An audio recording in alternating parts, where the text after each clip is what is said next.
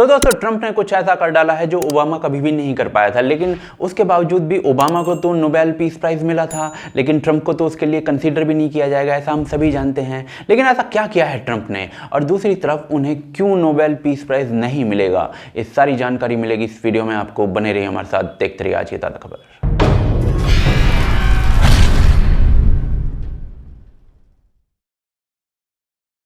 तो दोस्तों पिछले हफ्ते श्रीमान ट्रंप जी ने अनाउंस किया कि उनकी सरकार और उनकी एडमिनिस्ट्रेशन की वजह से सूडान और इजराइल के बीच में पीस समझौता यानी कि शांति समझौता हो गया है, एक पीस ट्रीटी हो गई है, जिसकी वजह से दोनों देश अब लड़ेंगे नहीं। ये उतनी ही बड़ी बात है जितना भारत और पाकिस्तान एक दूसरे के साथ शांति समझौता कर लें और एक दूसरे से ना लड़ने की कसम खा लें। क्यों इतनी बड़ी बात क्यों है? क्योंकि दोनों देश जो हैं एक साथ काफी सारी लड़ाइयां लड़ चुके हैं, जिसमें 1948 की अरब इजराइल वॉर भी आ जाती है या फिर 1967 की 6 डे वॉर भी आ जाती है।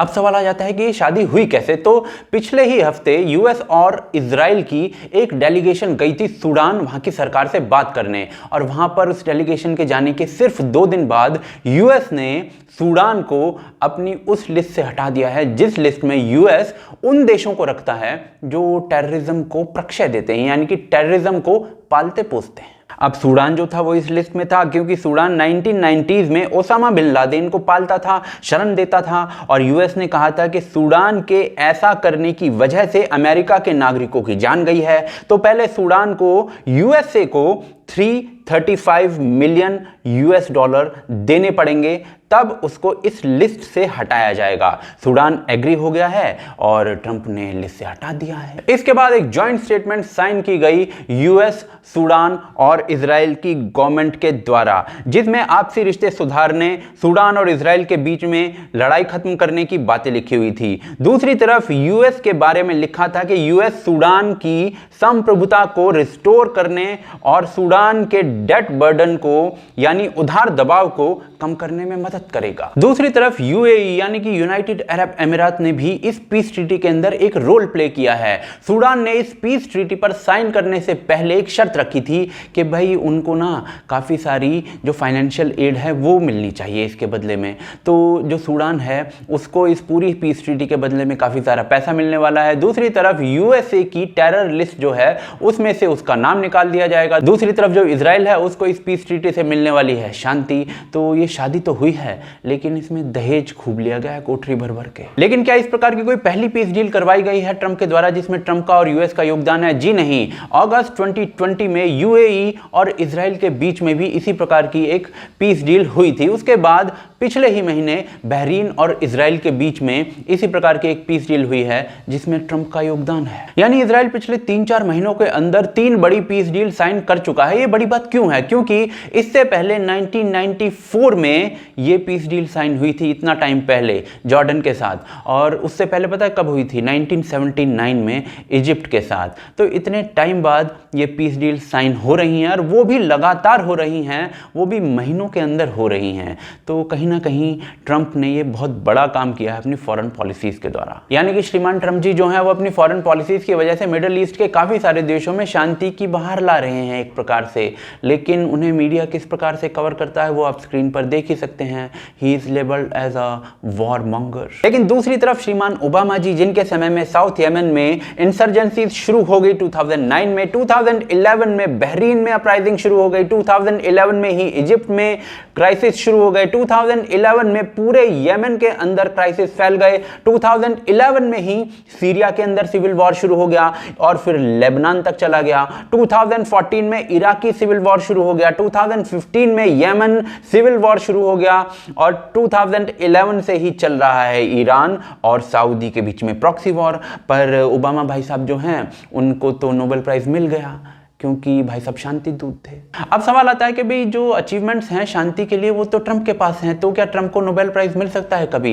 जी नहीं, कभी नहीं मिल सकता। उसका रीजन पता है क्या है? उसका रीजन है ट्रंप के वो बयान जो सेक्युलरिज्म की लिब्रांडो परिभाषा के अनुकूल नहीं है। चाहे वो मैक्सिको से आ रहे रेफ्यूजीज को रोकने का एक प्रयास हो बाय रेजिंग अ वॉल, जो मुझे लगता है कि एक फालतू का खर्चा है, या फिर ट्रंप के वो बयान जिसमें उन्होंने कहा था कि कुछ देशों से मुस्लिम इमिग्रेशन को हमें रोकना होगा जो टेररिज्म फैला रहे हैं, जो कि मुझे लगता है कि एक अच्छा स्टेप था। तो जी जो ऐसे स्टेप होते हैं ना वो सेक्युलरिज्म की परिभाषा पर खरे नहीं उतरते हैं। तो चाहे आप दुनिया में कितनी भी शांति की कोशिश कर लीजिए, कितनी भी पीस डील्स क्रैक कर लीजिए, लेकिन आपको कभी भी प्राइज नहीं मिलने वाला है, सिर्फ गाली ही मिलने वाली है प्राइज के नाम पर। लेकिन अब ये सवाल आ जाता है कि ट्रंप क्या दुनिया में इतने बड़े संत हैं जो दुनिया के अंदर शांति की लाने की कोशिश कर रहे हैं? तो जी ऐसा कुछ नहीं है। ये जो श्रीमान ट्रंप जी है ना, इन्होंने भी ईरान और कई देशों से बड़े बड़े पंगे लिए हुए हैं, लेकिन ये बात भी सच है कि दुनिया में कुछ बड़े बड़े पंगे इन्होंने सुलझा भी दिए हैं, जिसमें सबसे मुख्य शायद सूडान वाला ही है। अब सवाल ये आ जाता है कि इसके अंदर भाई यूएस का क्या फायदा है, यूएस ऐसा क्यों कर रहा है? तो आपको पता ही होगा कि यूएस जो है वो अफ्रीका के कई देशों में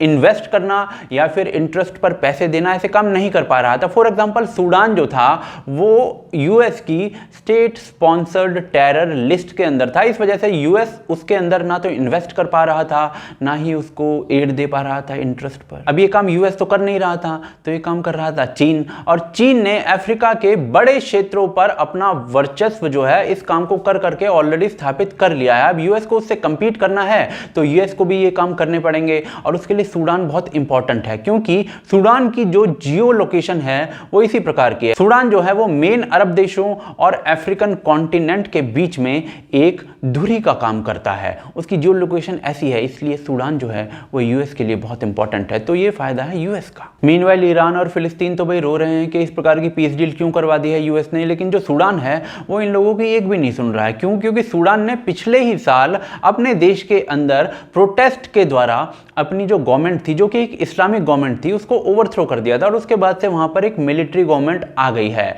जो कि यूएस की जो टेरर लिस्ट थी उससे बाहर आना चाहती थी। और ये जो पीस डील है उसी का एक फल है। ये पीस डील इसलिए भी इंपॉर्टेंट हो जाती है क्योंकि ये वही देश हैं जिन्होंने 1967 में अनाउंस कर दिया था खार्तूम में कि ना तो भाई इजराइल के साथ कोई नेगोशिएशन किया जाएगा, ना ही इजराइल को एज अ नेशन हम रिकॉग्नाइज करेंगे। तो जी यहां से ये बात साफ हो जाती है कि ट्रंप की वजह से मिडल ईस्ट के अंदर शांति का माहौल बन रहा है कई देशों के बीच में।